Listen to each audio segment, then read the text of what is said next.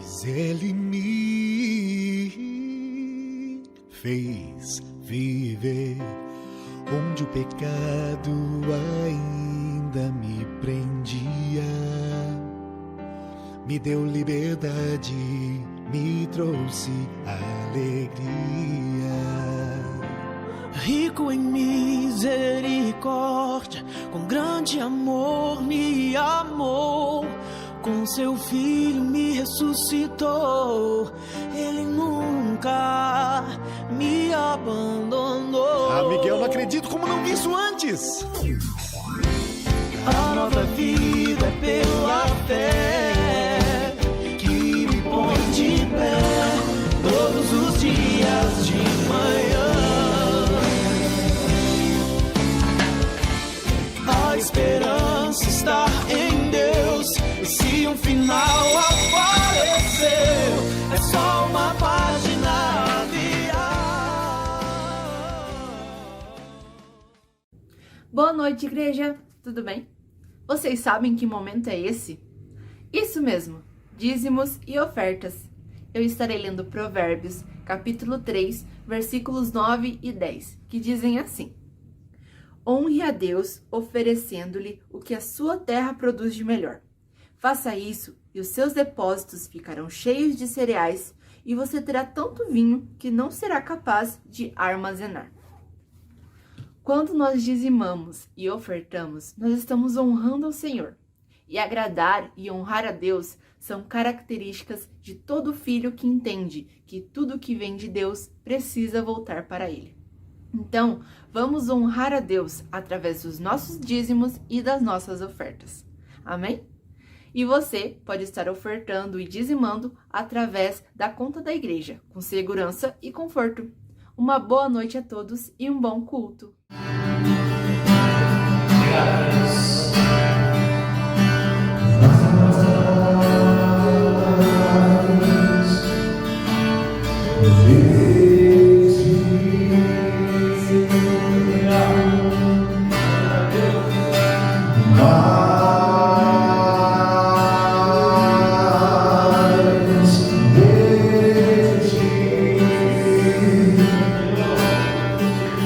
Yeah.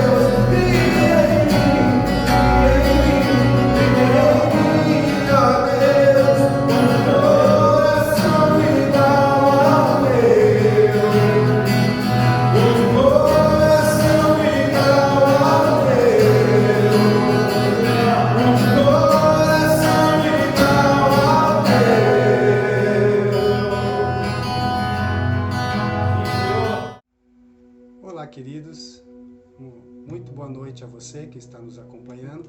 É muito bom estar com você mais uma vez neste culto online, só pela graça e pela misericórdia de Deus que nós estamos aqui.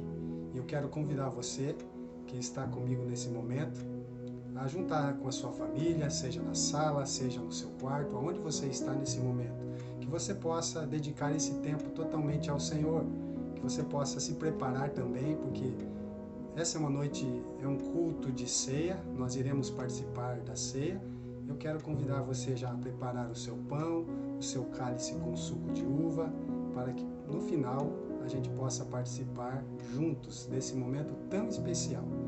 Quero convidar você a curvar a sua face, onde você está agora. Vamos agradecer a Deus por esse tempo que Ele está nos permitindo termos juntos. Senhor, meu Deus e meu Pai, muito obrigado, Deus, porque o Senhor está nos dando uma oportunidade de estarmos, ó Pai, conectados com esses lares, com essas famílias, Senhor, com cada um que está agora, Senhor, nos ouvindo, nos assistindo. Pai, eu peço que não seja o homem, Pai, mas seja o Teu Espírito Santo. Senhor, tudo que iremos fazer, Pai, iremos falar, ministrar aqui, eu creio que será da parte do Senhor, Pai. Deus, em nome de Jesus, Pai amado, libera, Senhor Deus, uma unção, Senhor, em cada lar agora. Senhor, eu declaro, Pai, que cada lar receba, Senhor Deus, essa liberdade, Senhor, essa vontade, essa fome de Te ouvir, Senhor, de receber algo do Senhor, que nós cremos que nós receberemos nesse momento, Pai. Em nome de Jesus, prepara os nossos corações, a nossa mente, que ela possa estar cativa a Ti. Em nome e para a glória do Senhor Jesus. Amém. Querido, quero convidar você a abrir a sua Bíblia, se você pode aí, seja no seu celular, no seu aplicativo, ou na sua Bíblia mesmo de papel. Quero convidar você a abrir no Evangelho de Mateus, capítulo 5. Nós iremos ler esse capítulo, alguns versículos. Nós iremos falar um pouco sobre um assunto que eu creio que é de extrema importância para os nossos dias e para as nossas vidas. E desde já eu quero dizer para você que está nos acompanhando, que possa compartilhar aí esse vídeo, possa compartilhar com seus amigos, com seus familiares, porque eu creio que vai ser bênção na vida deles. Essa palavra ela vai ser mais uma espécie de estudo, e eu creio que nós podemos aprender um pouco mais sobre esse assunto que vocês já vão saber sobre qual será. Mateus capítulo 5, verso 1, diz assim: Ao ver as multidões, Jesus subiu ao monte. Ele se assentou e os seus discípulos se aproximaram dele. Então ele passou a ensiná-los as bem-aventuranças. Jesus disse: Bem-aventurados os pobres de espírito, porque deles é o reino dos céus. Somente até aqui, nós, quando lemos, nós costumamos ler sempre todas as bem-aventuranças de Jesus, ou já ouvimos mensagens, com certeza você já deve ter ouvido várias mensagens sobre o Sermão da Montanha.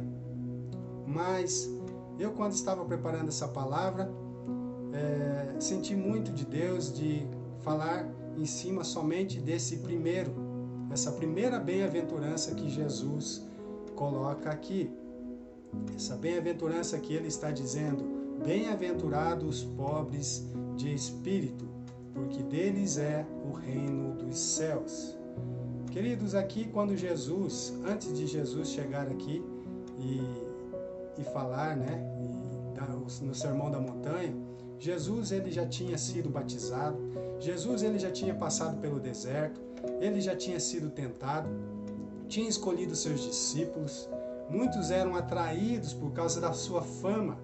E Jesus, porque ele fazia muitos sinais e maravilhas, e muitos eram curados, ou todos os enfermos, a Bíblia diz que todos os enfermos eram curados, os cegos tinham visão, e os atormentados de espírito eram libertos. Tantas maravilhas aconteciam, então por isso Jesus atraía multidões para si, em volta dele. Multidões se reuniam para ouvi-lo, para receber milagre, para receber aquilo que eles gostariam de receber de Jesus, porque era isso que acontecia. Jesus era aquele que libertava, aquele que curava. E no texto que nós lemos, a Bíblia nos diz que Jesus, ao ver as multidões, subiu ao monte para ensiná-los.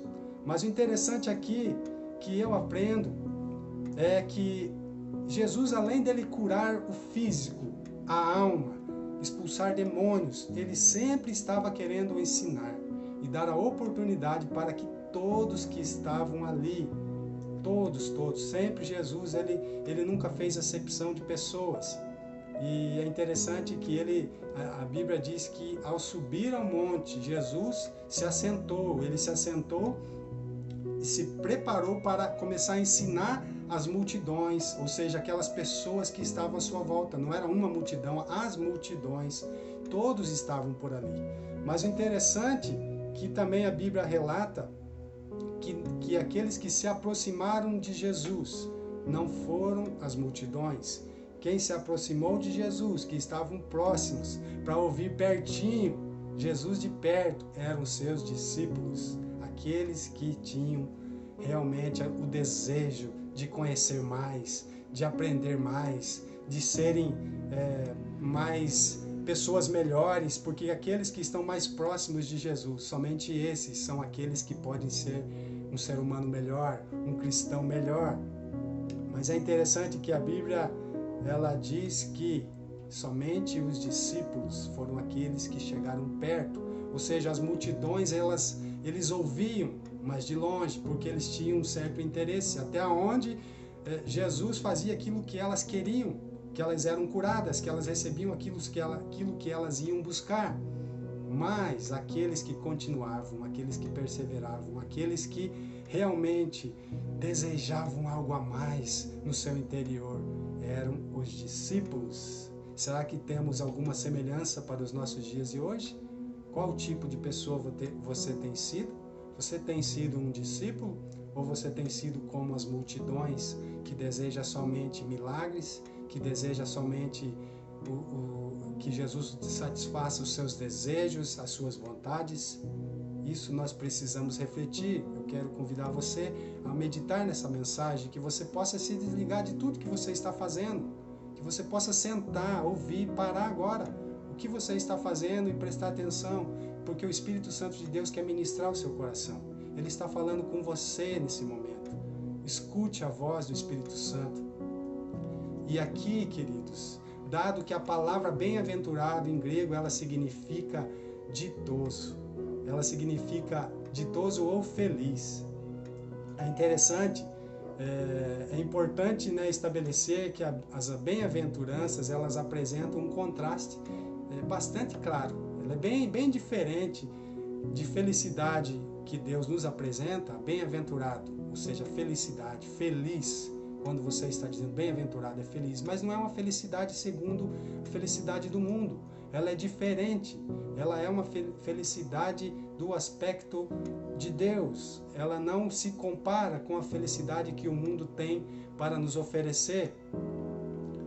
É interessante, ao considerarmos no estudo das bem-aventuranças, é que elas nos apresentam as diferenças entre um cristão e um incrédulo. Nós podemos verificar isso, né, nesse sentido também, porque aqueles que se achegaram para ouvir Jesus são os cristãos, são aqueles que desejam estar próximos, e aqueles que não se achegaram, aqueles que não têm interesse, são aqueles que eles creem ao nível que eles querem, eles creem somente naquilo que eles querem receber, não creem que existe algo a mais, algo diferente, uma vida plena em Cristo.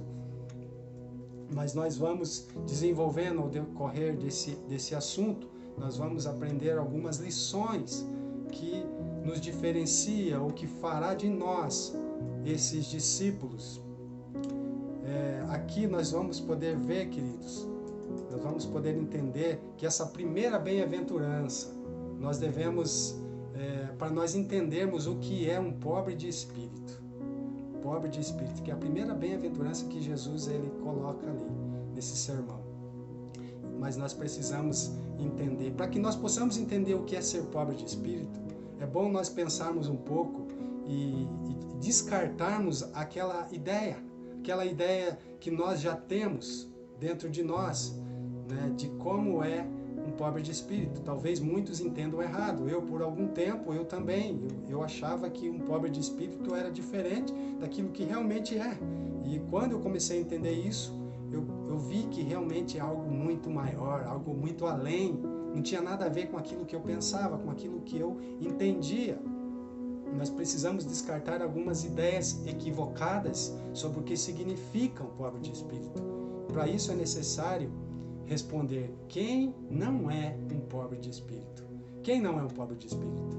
Um pobre de espírito não é alguém com baixa autoestima, não é aquela pessoa que se sente inferior a outra, não é. Ou uma pessoa calada e introvertida, não é esse tipo de pessoa que nós estamos falando. Isso não é ser um pobre de espírito. Nós temos que tomar muito cuidado com isso, para não confundir. Também não se refere a pessoas que sofrem e aquelas que são oprimidas, rejeitadas e abusadas, porque todas essas situações também são experimentadas por incrédulos. Então não tem nada a ver uma coisa com a outra. Não é isso que leva a ser uma pessoa a ser um pobre de espírito. Talvez você já ouviu a expressão de quando você conhece alguém que é pobre mesmo falando, fisicamente, que tem uma vida simples, uma vida mais uma vida com menos recursos financeiros. Você talvez já ouviu a expressão: aquela pessoa é uma pessoa humilde. Meu irmão, isso não tem nada a ver com humildade. Uma coisa é uma coisa, a outra é outra. E eu quero dizer para você que o Senhor nunca louvaria o mundo por suas misérias. Jamais. Então, queridos, para isso nós precisamos entender o que realmente significa ser pobre de espírito. Em grego, a palavra pobre é ptógios e comunica a ideia de mendigo, pobre, coitado e desamparado. Esta palavra denota a pobreza absoluta e pública. Com isso em mente e a distinção que nosso Senhor faz ao dizer pobres de espíritos, fica claro que não estamos falando de pobreza material ou terrena, mas de uma pobreza espiritual. Então, quem é um pobre de espírito? Ele é uma pessoa que reconhece sua miséria espiritual na presença de Deus. Um espírito pobre é aquele que sabe que está espiritualmente arruinado quando estamos sem Deus. Ele está desprovido de todas as virtudes e reconhece a sua pobreza total diante do Senhor. Meu Deus, olha só, queridos. Refere-se à profunda humildade de reconhecermos a absoluta falência espiritual de si mesmo quando nós estamos separados de Deus. Os pobres de espíritos exibem uma genuína humildade e são despojados de todo o seu orgulho, de todo o orgulho. Vocês estão entendendo? Isso é algo que nós precisamos compreender em Deus, é muito sério. Nós precisamos estarmos... O pobre de espírito é aquele que está totalmente desprovido da sua glória. Ele entende a sua posição em Deus, a sua miséria em Deus, aquilo que ele é em Deus, quem ele é realmente. Sem o Senhor, nós somos só quem somos por causa dele, porque ele, se não fosse o Senhor, meu irmão, isso é ser pobre de espírito, isso precisa existir dentro de nós, esse reconhecimento, sabe? Jesus, quando ele está dizendo isso, eu penso que não é à toa que ele colocou por primeiro dos requisitos que ele coloca ali no Sermão da Montanha, ele fala assim: bem-aventurados os pobres de espírito, porque eu penso que se alguém consegue ter isso, essa humildade, ser esse pobre de espírito, as outras coisas serão muito mais fáceis, porque já tem esse entendimento, esse reconhecimento, esse espírito de se humilhar, de se inclinar diante do Senhor, de realmente reconhecer quem nós somos sem Ele. Olha só o que a Bíblia diz em Mateus 23:12. ela diz que os orgulhosos serão humilhados. Olha só, qualquer, pois, que a si mesmo se exaltar, será humilhado. E qualquer que a si mesmo se humilhar, esse será exaltado. Isso é a Bíblia que está dizendo, para vocês verem como é muito sério. Daqui em diante nós entendemos que o pobre de espírito, ele não confia em si mesmo, ele não confia na sua própria força,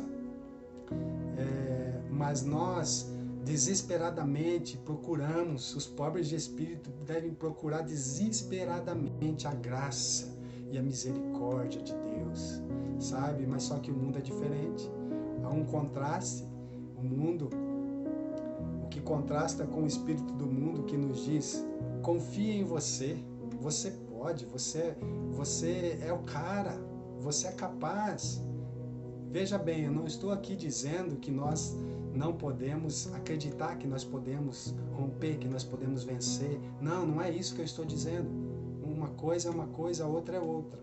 Eu estou dizendo que nós podemos em Deus. Nós precisamos entender e reconhecer nossas misérias sem Deus. Mas em Deus nós podemos tudo. Quando nós entendemos a nossa verdadeira identidade em Cristo. E nós só entendemos a verdadeira identidade em Cristo quando nós reconhecemos quem nós somos sem Ele. Quando nós voltamos para a nossa origem, quando nós nos prostramos. Qual é a nossa origem? Gênesis fala, a nossa origem, o homem veio da onde? Ele veio do pó, e é para lá que nós voltaremos. Por isso nós precisamos sempre termos este coração de humilhado, um coração inclinado, porque nós somos do pó. Nós não podemos achar que somos alguma coisa, confiar em nós mesmos, confiar na força nossa, do nosso próprio punho. O pobre de espírito também não se orgulha do seu progresso ou realizações e reconhece a sua baixeza. Olha para os outros como superiores. Isso é muito sério, irmãos. Sabe, quando nós temos isso, essa característica, quando nós começamos a desenvolver isso em Cristo, nós desejamos ter este coração que Jesus está nos ensinando.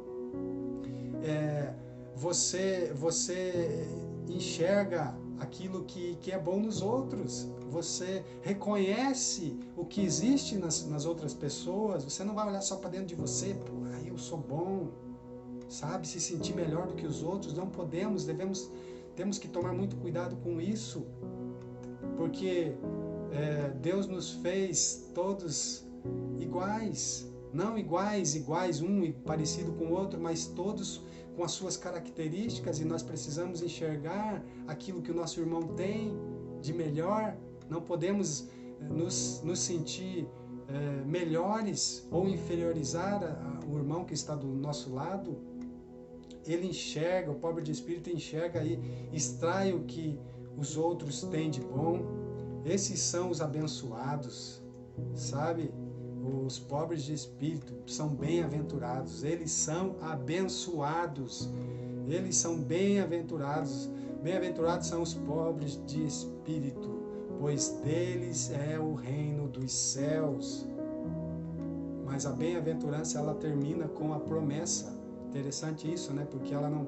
Por que ele diz que é bem-aventurado? Jesus está dizendo que é feliz, que é abençoado os pobres de espírito. E em seguida ele já diz o porquê. Ele diz que deles é o reino dos céus. Uau, que coisa linda!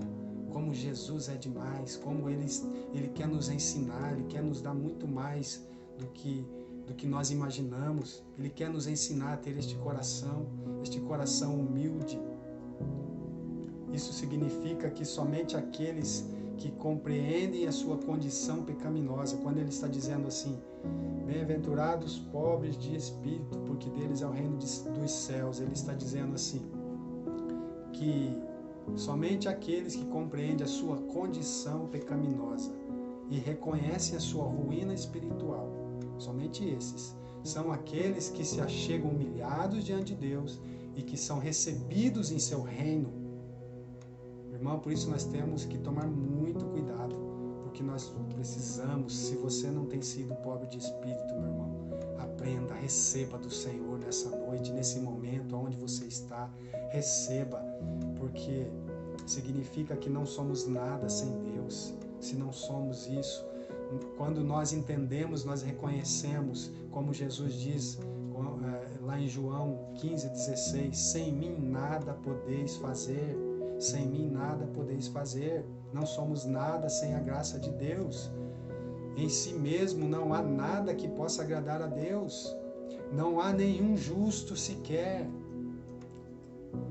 E tem tanta coisa, querido, tanta coisa que fala sobre isso, mas eu quero caminhar um pouquinho mais, porque olha só, eu quero abrir lá em 1 Pedro, é tanta coisa que fala sobre ser humilde, ser pobre de espírito, mas vou até pular um pouquinho aqui algumas coisas. 1 Pedro 5, capítulo 5, verso 5, olha só o que ele diz aqui: semelhantemente vós, jovens, sede sujeitos aos anciãos, e sede todos sujeitos uns aos outros, e revestivos de humildade, porque Deus resiste aos soberbos, mas dá graça aos humildes. Ele está dizendo que os soberbos não têm a graça de Deus, mas Ele dá graça aos humildes. Somente os humildes, os soberbos estão de fora. Os soberbos não têm lugar no reino dos céus. Isso é muito sério, meu irmão e minha irmã. Pedro está dizendo, olha só, eu vou ler em outra versão. Olha só, agora eu quero ler o verso 5 e 6 junto. Vocês, jovens, sejam obedientes aos mais velhos, que todos prestem serviço uns aos outros com humildade.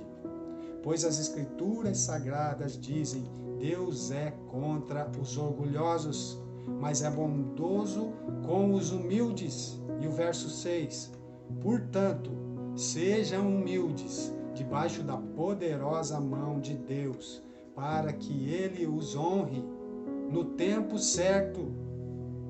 Olha só essa palavra de Deus, irmãos. Quando nós somos humildes, quando nós nos submetemos, quando nós entendemos a palavra do Senhor, quando nos humilhamos diante dEle, quando nós sujeitamos aos anciões, os mais velhos, quando nós respeitamos a autoridade, nós estamos sendo humildes, estamos obedecendo a palavra de Deus. A humildade, ela vai à frente da honra. Provérbios 15:3 fala isso, que a humildade procede da honra. Muitas vezes queremos a honra sem humildade. Isto não é possível, nem quando se usa a força. Mas antes disso, antes de seguir aqui, eu preciso falar algo ainda dentro desse texto de 1 Pedro. Eu lembrei agora que algo muito importante que ele está dizendo aqui: vós jovens, ou os mais novos, sejam obedientes aos mais velhos, que todos prestem serviço uns aos outros. Aqui ele está dizendo que precisamos reconhecer, precisamos ser humildes. Quando nós honramos, quando nós valorizamos, quando nós entendemos que nós podemos aprender com os mais velhos, os mais experientes. Na verdade, nós podemos aprender com todos, irmãos. Até uma criança nos ensina. Esse é o coração que precisamos ter. Quando fala de honra aqui, que sejam humildes debaixo da poderosa mão de Deus, para que Ele os honre no tempo certo. Verso 6 de 1 Pedro 5. Isso tem muito a ver, eu lembro agora de um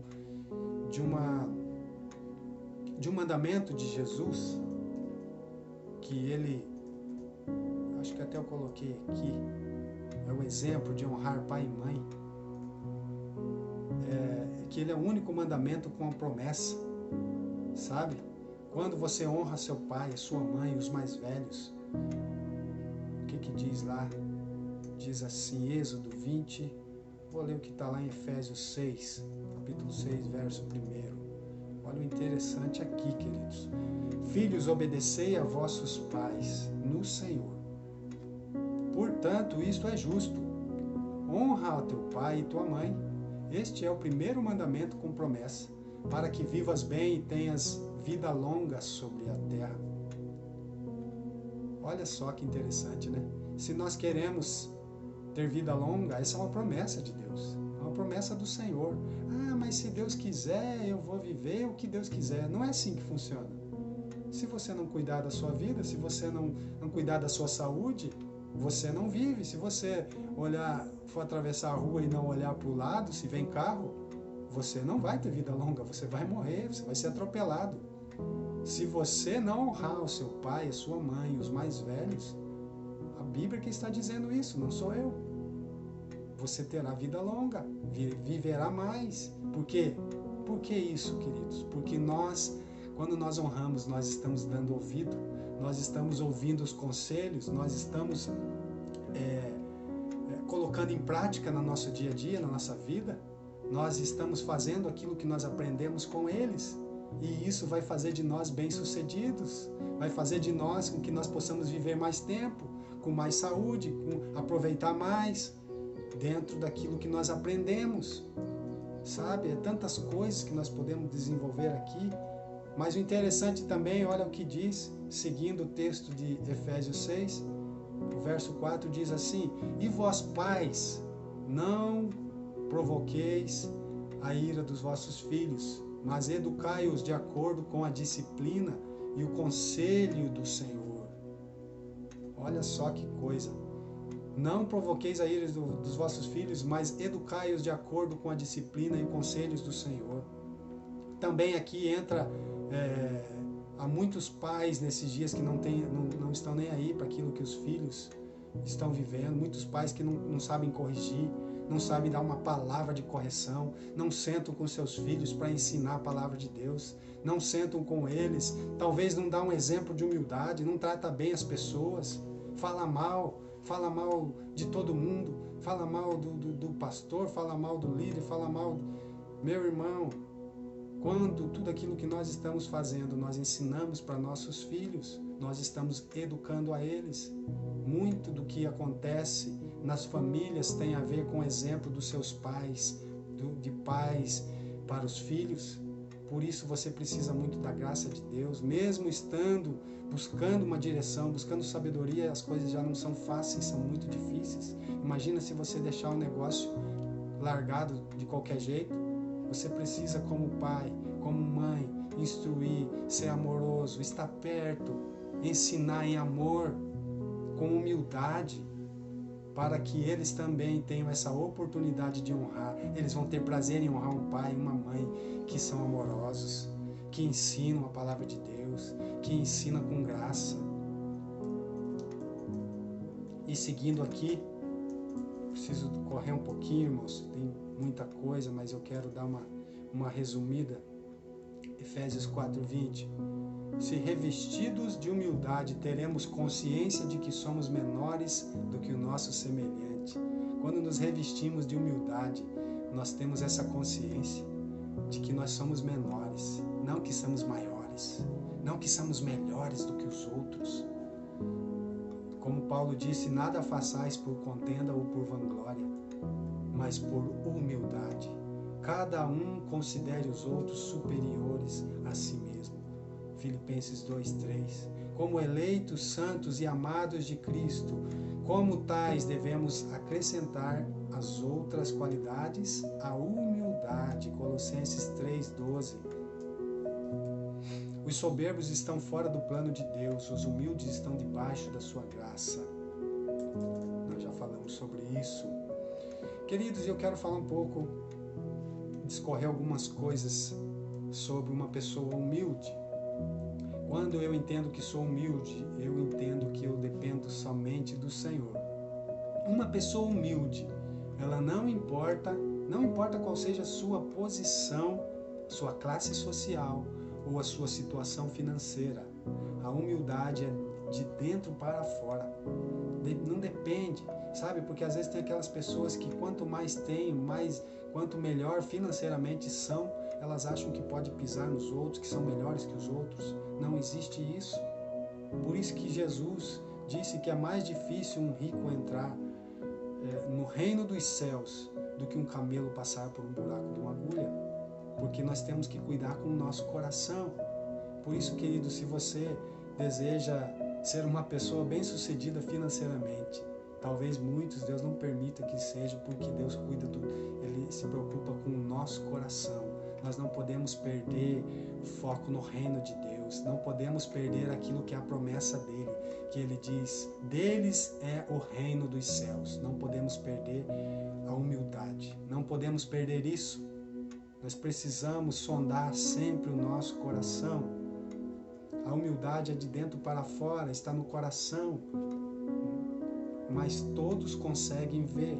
Sabe, quando você é uma pessoa humilde, a humildade ela sai de dentro para fora, mas quem está à sua volta sabe que você é uma pessoa humilde, sabe que você não é uma pessoa arrogante, sabe que você não é uma pessoa orgulhosa, soberba.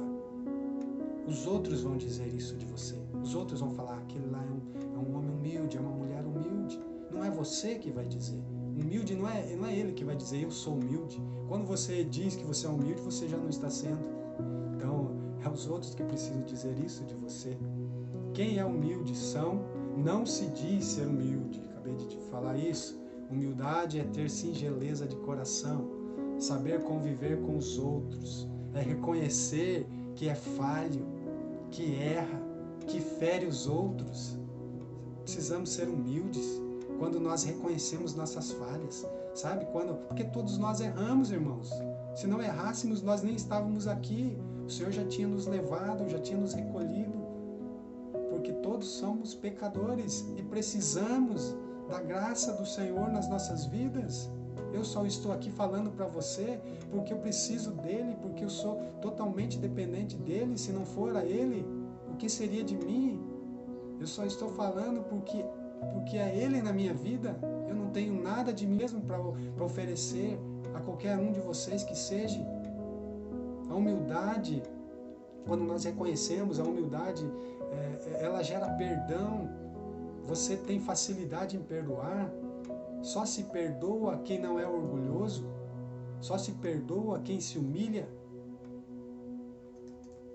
Nós somos perdoados porque perdoamos. Jesus disse, não foi? Jesus disse, perdoai-vos. Assim, vocês são perdoados como vocês perdoam aqueles que têm ofendido. Então nós perdoamos, nós somos perdoados quando temos o coração de perdoadores, quando não guardamos rancor dentro de nós. Para isso precisamos ser humildes, pobres de espírito, reconhecer nossas falhas, nossas misérias. Só perdoamos, nós só nos perdoamos, só somos perdoados porque perdoamos, e só perdoamos, nos humilhamos em arrependimento, reconhecendo a nossa pequenez diante de Deus. E quanto não somos dignos diante de Deus tão grande, de um Deus tão grande. Meu Deus, nós precisamos aprender tanto, porque esse Deus ele é tão amoroso, tão misericordioso para conosco. Ele é tão amoroso, tão maravilhoso. Quem somos nós para merecer tão grande amor? Aonde tem a humildade, não tem egoísmo. Não, nós não somos dignos de nada, queridos, não somos dignos. Por isso, não se sinta melhor do que alguém. Quando estiver discutindo com alguém, não se sinta melhor. Quando estiver debatendo, conversando, seja humilde. Não considere a opinião dos outros inferiores. Respeite. Jesus, ele disse, se alguém quiser ser grande, deve ser pequeno. O menor será o maior. Por isso, João Batista lhe disse, importa que ele cresça e eu diminua. Eu tenho que diminuir, eu tenho que sumir, desaparecer. Aquele que quiser ser o maior, seja o menor, seja o que sirva. Aquele que quiser estar em lugar mais alto, esteja num lugar mais baixo. Lugar mais baixo, quando você quer estar num lugar maior, quando nós queremos estar acima. Se nós vamos, como diz a promessa aqui do do versículo 3 que nós lemos, deles serão o reino dos céus, dos pobres de espírito, lugar alto, no céu, para cima. Quem quiser estar acima precisa estar embaixo, precisa se prostrar, se humilhar, se arrepender. Quando desejamos lugares maiores, lugares altos, precisamos estar em lugares baixos, menores. Isso nós só faremos quando nos prostramos aos pés de Jesus, quando nos quebrantamos, quando nos humilhamos, ou quando nós dizemos que somos pobres realmente, mas é diante do Senhor, quando prostramos nossa cabeça no pó, nosso rosto no pó. Queridos, e quando nós fazemos isso, quando nós nos humilhamos, somos pobres de espírito, nós somos nobres em Deus. Uau, que coisa! Quando nós temos essa atitude, este coração, atraímos a atenção do Senhor. Ele nos dá graça aos humildes. Nós somos nobres diante do Senhor. É uma atitude nobre, de grandeza. Paulo disse que quando nós somos fracos é que nós somos fortes. Quando nós reconhecemos que não podemos, eu sou fraco, realmente eu não consigo, Deus. Me ajuda, Senhor. Quando nós reconhecemos a nossa pequenez, a nossa fraqueza, nós somos fortalecidos nele. O Senhor vem com a sua força, o Senhor vem e nos levanta e nos fortalece. E ele diz, esse reconhece que realmente precisa de mim, ele é pobre de espírito, ele é humilde. Por isso que Paulo está dizendo aqui, quando somos fracos, somos fortes. Ele está dizendo que eu reconheço o meu verdadeiro estado, quem sou em Deus e a minha fraqueza. Sabe, queridos, aí eu começo a ser forte, porque sou fortalecido em Deus. É Ele que nos fortalecerá. Meu Deus, talvez você se pergunte, talvez você está aí se perguntando, mas como fazer isso? Mas como pensar nas pessoas se elas são tão egoístas? Mas como? Se cada vez mais as pessoas elas se pensam somente em si. Nós vivemos um mundo onde cada um para si, cada um corre atrás daquilo que é seu. Eu já ouvi muitas pessoas dizerem assim, se eu não correr atrás daquilo que é meu, ninguém vai fazer por mim. Meu irmão, se todo mundo pensar assim, você tem que fazer por você sim, mas também tem que olhar para os outros, olhar à sua volta. Se eu não pensar em mim, quem vai pensar em mim, né? O que eu acabei de falar, não é assim que funciona. Eu quero preparar agora, antes de concluir, antes de ir para o final, já estou quase encerrando, queridos, mas eu quero convidar você a ir preparando aí o seu copo, o seu cálice com suco e o seu pão.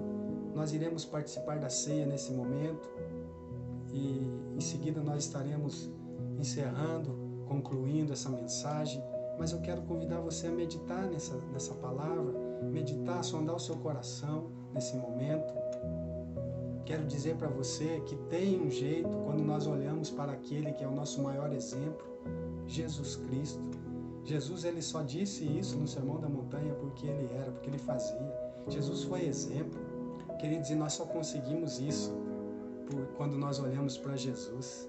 Quando nós olhamos por exemplo de Jesus, ele foi o maior exemplo. Nós só podemos vencer porque ele já venceu, porque ele é um exemplo de humildade. Então, queridos, eu quero convidar você a pegar o seu pão. Vamos participar da ceia neste momento. Eu quero ler um texto de Mateus 26, o verso 26, que diz assim: enquanto comiam, tomou Jesus um pão e, abençoando-os, partiu e os deu aos seus discípulos, dizendo: tomai e comei, isto é o meu corpo. A seguir, ele pegou o cálice e, tendo dado graça, o deu aos discípulos, dizendo: bebei dele todos, porque isto é o meu sangue, o sangue da nova aliança, derramada em favor de muitos, para a remissão dos pecados. Aleluia, glória a Deus. Queridos, quando nós vemos quando Jesus fala de pão, ele se compara com pão. Queridos, pão é o alimento mais falado, é o alimento mais usado no dia a dia. Quem não come um pão toda manhã? É um alimento sagrado, um alimento abençoado por Jesus. Até nós, quando dizemos em nossas conversas, nós falamos entre nossos amigos, talvez você já disse isso, né? Eu preciso ter o sustento da minha casa. Quando você vai se referir a isso, você fala assim, o meu pão de cada dia, o meu pão para minha família. Quando nós falamos isso, nós nos referimos a alimento. O pão é nosso alimento espiritual. O pão que Jesus está dizendo é o nosso alimento, é o corpo de Cristo que nós precisamos nos alimentar dele todos os dias. E o sangue representado através do suco, que representa a alegria, que representa a remissão dos nossos pecados. Quando nós fazemos parte do sangue, nós estamos dizendo, Senhor, eu não posso viver sem o teu corpo, sem comer deste pão, sem fazer parte do corpo de Cristo e do sangue do Senhor.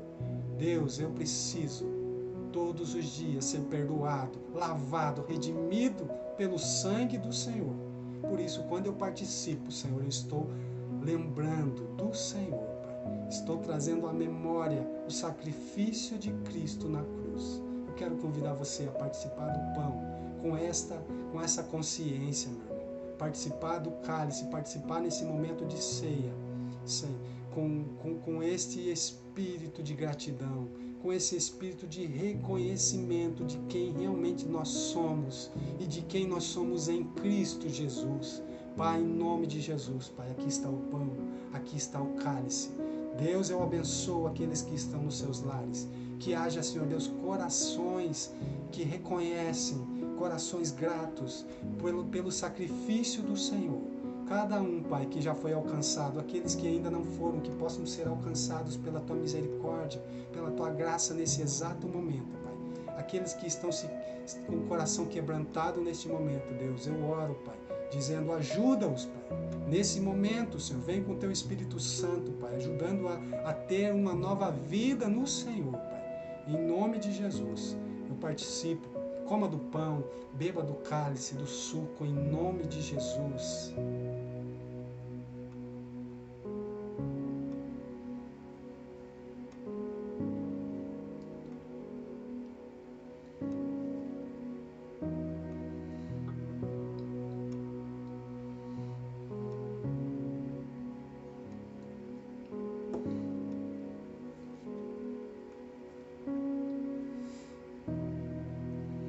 Querido, eu quero, já concluindo essa mensagem, já irmos para o final dessa palavra, quero convidar você, se você pode, abra sua Bíblia no livro de Filipenses, capítulo 2. Eu quero encerrar com um texto fantástico que nos ensina um modelo, um exemplo fantástico de humildade. Se nós seguirmos esse exemplo, nós teremos este coração, nós seremos pessoas pobres de espírito, como Jesus está nos ensinando. Olha o que está escrito, Filipenses, livro de Paulo aos Filipenses, capítulo 2, a partir do verso 1, diz assim: por estarem unidos com Cristo, vocês são fortes, o amor dele os anima, e vocês participam do Espírito de Deus, e também são bondosos e misericordiosos um com os outros. Então, peço que me deem a grande satisfação de viverem em harmonia, tendo o mesmo amor e sendo unidos de alma e mente. Não façam nada por interesse pessoal ou por desejos tolos de receber elogios, mas sejam humildes e considerem os outros superiores a vocês mesmos. Que ninguém procure somente o que é do seu próprio interesse, mas também os dos outros. Tenham entre vocês o mesmo modo de pensar que Cristo Jesus tinha. Ele tinha a natureza de Deus, mas não tentou ficar igual a Deus. Pelo contrário, ele abriu mão de tudo o que era seu e tomou a natureza de servo, tornando-se assim igual aos seres humanos e vivendo a vida comum de um ser humano. Ele foi humilde e obedeceu a Deus até a morte de cruz. Por isso Deus deu a Jesus a mais alta honra e pôs nele um nome que é mais importante de todos os nomes, para que em homenagem ao nome de Jesus, todas as criaturas no céu, na terra e no mundo dos mortos caiam de joelhos e declarem abertamente que Jesus Cristo é o Senhor, para a glória de Deus Pai. Aleluia! Meu Deus! Olha só que exemplo que nós temos de Jesus. Ele se humilhou, ele abriu mão de toda a sua glória, Oh Jesus, nos ajuda, Senhor, nos ajuda, Pai, nos ajuda, Senhor. Nós precisamos tanto, Pai, aprender com o Senhor, Pai. Quero convidar você a fechar os seus olhos. Nós estamos encerrando este culto. Eu quero orar por você. Quero declarar isso sobre a sua vida. Se você tem dificuldade em ter este coração, em aprender com Jesus, pelo menos reconheça isso. Fale, se prostre diante do Senhor. Fala: Deus, eu não consigo. Me ajuda, Senhor. E eu te garanto que o Senhor vai te ajudar. Você vai romper, você vai crescer, você vai avançar para a honra e para a glória do Senhor. Quero orar por você. Feche os seus olhos. A minha oração nesse momento é que você abra, oh Deus, é que Deus nos abra os nossos olhos e nos dê esse entendimento, Pai. Nos dá esse entendimento da nossa ruína espiritual. Quando nós estamos no Senhor, oh Deus, isso serve para nós, Pai, que somos crentes do Senhor, Pai. Que haja essa convicção, Pai, que nos torne mais humildes, mais simples e dependentes de Ti, Pai. Se você que ainda não reconhece o Senhor, você que não aceitou o Senhor, não serve a Ele, mas tem esse desejo de seguir, se você ouviu essa palavra, você quer caminhar com Cristo, eu quero orar por você. Pai, nesse momento, Pai, eu abençoo esse irmão, essa irmã, Pai, que está tomando a decisão de Te seguir, de ter este coração, de viver, ó Deus, o projeto, os propósitos do Senhor na terra. Pai, eu abençoo, Pai. Eu oro para que ele possa compreender a sua pobreza espiritual. Que você possa, meu irmão e minha irmã, nesse momento, que você possa correr atrás de Deus, correr para Deus em arrependimento e fé agora. Que você possa pedir que o Senhor é aquele que perdoa, o Senhor que limpa de todas as feridas, de todo o pecado. O Senhor é aquele que vai sarar suas feridas. O Senhor vai restaurar a sua vida. O Senhor é aquele que restaura relacionamentos. O Senhor é aquele que transforma. O Senhor é aquele que fortalece para vencer, seja ela a dificuldade que for. O Senhor é Pai de órfãos, Deus de viúvas, aquele que está desamparado. Eu oro agora, em nome de Jesus, que você encontre o amparo no ombro do Senhor, nos braços do Senhor, que Ele te conceda o perdão dos seus pecados e o dom da vida eterna, em nome de Jesus. Um grande abraço, que Deus te abençoe, uma semana de vitória muito abençoada para você e para toda a sua família. Fique em paz, que o Senhor te acompanhe e te guie, em nome de Jesus.